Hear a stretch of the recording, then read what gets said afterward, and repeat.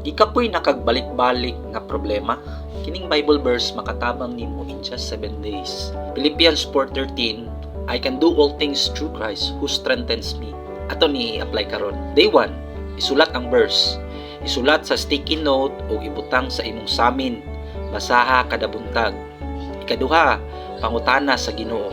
Digmata, pangayog kusog para nimo ug sa imong pamilya. Ikatulo, delete negative thoughts. Inig hunahunag dili na ko kaya, pulihi og gasahan ko ni God.